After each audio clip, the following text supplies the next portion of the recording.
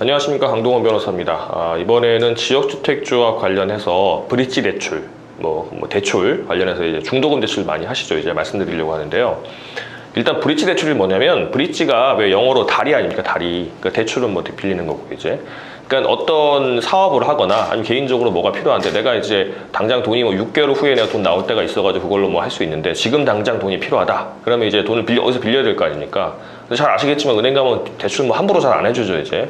그러면 얘기를 하는 거죠. 내가 언제 돈 들어올 것 같으니까 이제 요거 입증 자료를 내고 그때 갚을 테니까 잠깐 이제 빌려 쓰게 해주세요 해가지고 다리를 놔주는 거죠. 지금 현 상황과 이제 나중 상황에 다리 놔주는 그게 브릿지 대출입니다. 그래서 보통은 사업할 때 PF 대출 많이 하죠. 그래서 제가 예를 들어서 지역주택조합 진행을 한다. 근데 중도금 의뢰인들이 내는, 그러니까 이제 우리 조합원들이 내는 그 중도금이 6개월 후에 받기로 되어 있는데 지금 당장 시공사 계약해가지고 계약금을 줘야 되는 돈이 없다. 나중에 생길 것 같은데 그러면 이제 그 중도금 채권을 갖다가 담보로 잡히고 돈 빌려가지고 하는 브릿지 대출 많이 합니다. 이제 그게 브릿지 대출인데 지역주택조합도 대부분 다 브릿지 대출을 하죠. 뭐냐면 아예 사업이 안 되는 조합이면 모르겠는데 잘 되는 조합이면 사업계획 승인 나오고 이렇게 하는데 돈이 잘 없죠 보통. 그러면 이제 아까 제가 말씀드린 것처럼 시공사한테 돈 막 나가야 되고 아니면 땅을 지금 당장 확보해야 될 돈이 필요한데 중도금이 의뢰인들이 조합원이 내는 중도금 나중에 온다. 그러면 돈을 빌리는 거죠 이제. 그런데 이게 브릿지 대출이라는 건 당연히 담보가 있어야 되는 거니까 아까 제가 말씀드린 중도금 채권을 이제 유동화시켜서 한다. 그거는 잘 안 내주고요. 저 은행들이. 왜냐하면 조합원들이 중도금 낼지 안 낼지 어떻게 알아요? 낸다고 하더라도 일부만 내고 누구는 안 내고 막 그러니까 안 믿고 믿는 건 보통 물적 담보, 땅이죠 이제. 땅 담보를 잡히면 많이 빌려줘요 이제.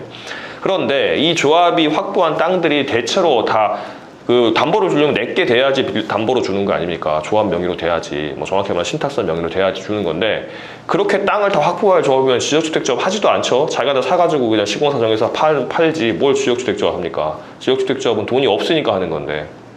그러니까 어떻게 하냐면 이 지역주택조합들이 머리를 써서 조합원들 각 신용을 담보로 빌리는 겁니다. 쉽게 말하면 신용대출이에요. 신용대출.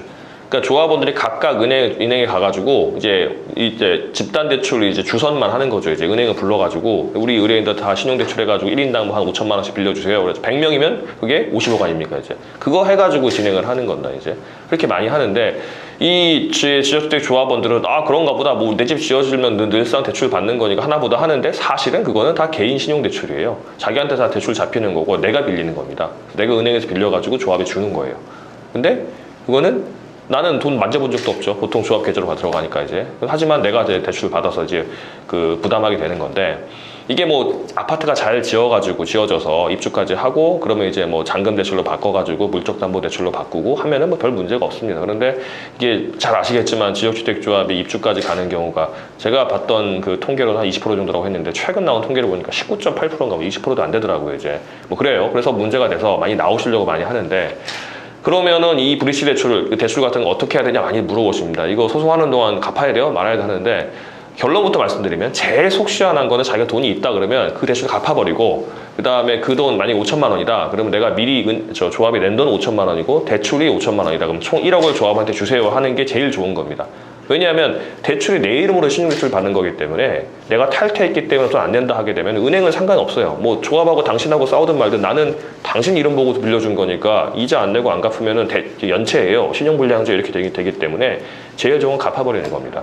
두 번째로는 소송하게 되면 6개월, 1년 정도 걸리니까 그 기간 동안 이자는 내시는 게 맞아요. 왜냐하면 계속 제가 말씀드리지만 자기 이름으로 대출 받은 거기 때문에 안 갚으면 자기가 손해보는 거니까. 근데 그것도 할 여유가 없으시다. 그러면은 할 수 없죠. 어떡합니까? 돈이 없는데.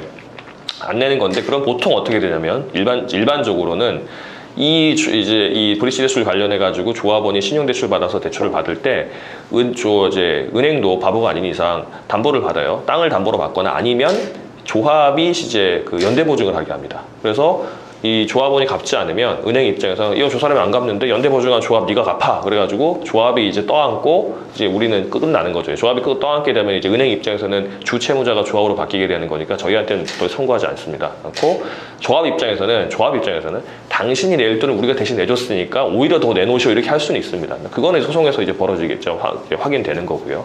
그렇게 됩니다.